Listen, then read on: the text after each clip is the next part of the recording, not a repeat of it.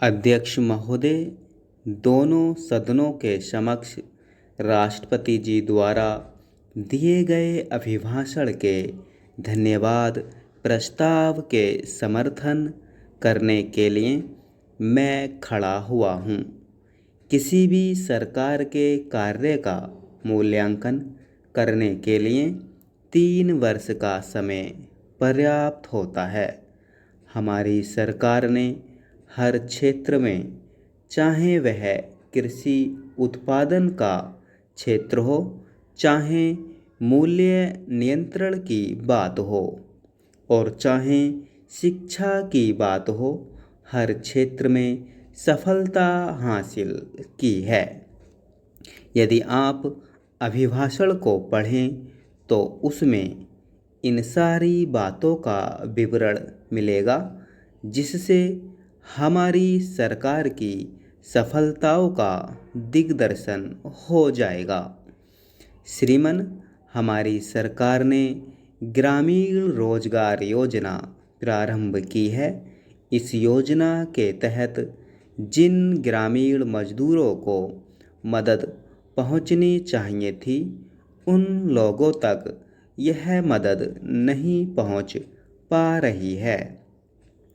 आज की परिस्थितियों में आवश्यकता इस बात की है कि ग्रामीण क्षेत्रों में रोजगार परिवारों का सर्वेक्षण कराया जाए और उन परिवारों को सरकार की तरफ से पहचान पत्र दिया जाए। मैं सरकार से निवेदन करना चाहता हूं कि इस योजना के द्वारा केवल उन्हीं परिवारों को सहायता दी जाए जो इसके वास्तविक हकदार हैं। ऐसे परिवारों को साल में कम से कम 300 दिन रोजगार मिले।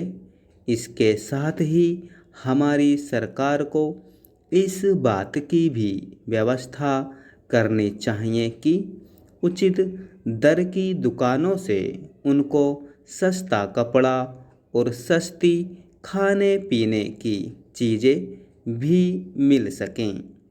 मैं यह भी कहना चाहता हूँ कि ऐसे परिवार जो गरीबी की रेखा से नीचे की श्रेणी में आते हैं, उन परिवारों के लिए तो विशेष तौर पर सरकार को उचित कदम उठाने चाहिए।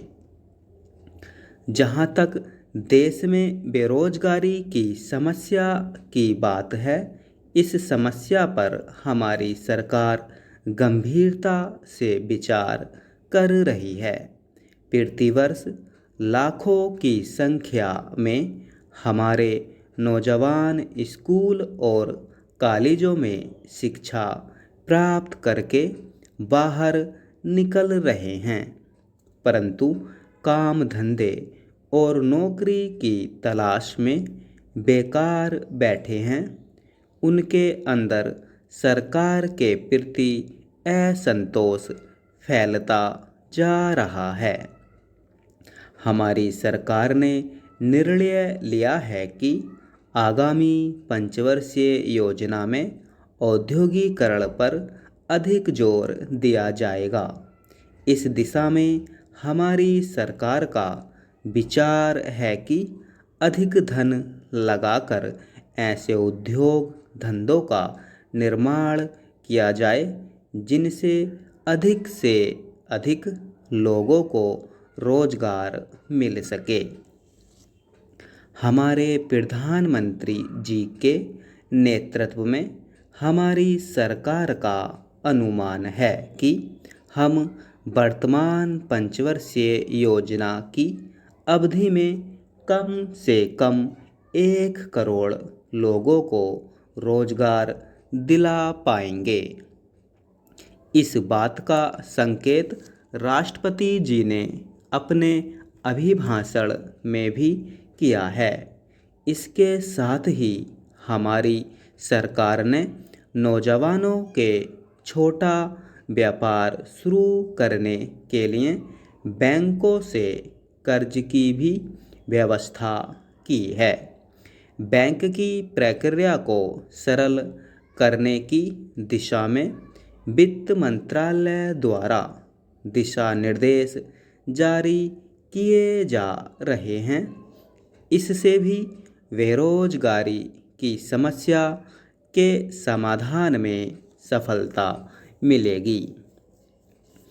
महोदय, यह बात सर्वमान्य है कि किसी भी देश में निजी अथवा सार्वजनिक क्षेत्र में पूंजी को छिपाने का काम सबसे ज़्यादा बीमा व्यवसाय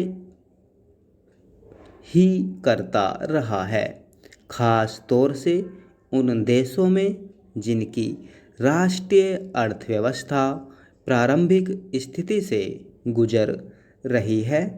इस बारे में मेरी निजी राय है कि राष्ट्रहित को दृष्टि में रखते हुए बीमा व्यवसाय पर नियंत्रण बहुत आवश्यक है। हमारा देश भी उसी अर्थव्यवस्था से गुजर रहा है, इसलिए यह आवश्यक हो जाता है कि राष्ट्र के इस महत्वपूर्ण व्यवसाय को राष्ट्र के उत्थान के काम में लगाया जाए। पश्चिमी देशों के बीमा व्यवसाय के इतिहास को देखने से पता चलता है कि जब उन राष्ट्रों पर आर्थिक संकट आया तो बीमा व्यवसाय ने आर्थिक संकट को हल करने के लिए बहुत ही सक्रिय सहयोग दिया। इस दिशा में भी सरकार से कार्यवाही करने का मैं समर्थन करता हूँ। जहाँ तक विपक्ष द्वारा लोकतंत्र की दुहाई देने की बात है, विरोध पक्ष में कुछ लोग ऐसे भी हैं जो अपने आप को लोकतंत्र का प्रहरी मानते हैं। अभी हाल ही में जब राष्ट्रपति पद के लिए चुनाव हुए तो उन्होंने अपने दल को राष्ट्रपति पद के चुनाव से अलग रखा। मुझे बड़ा आश्चर्य होता है जब ऐसे लोग लोकतंत्र की दुहाई की बात करते हैं। इस संबंध में मैं उनसे कहना चाहता हूँ कि चाहे किसी भी राज्य में विधानसभा, विधान परिषद या पंचायत के चुनाव हों और उन चुनावों में हमारी सरकार जीते या हारे, लेकिन हमारी सरकार का यह दृढ़ निश्चय है कि सभी राज्यों में चुनाव समय पर होने चाहिए।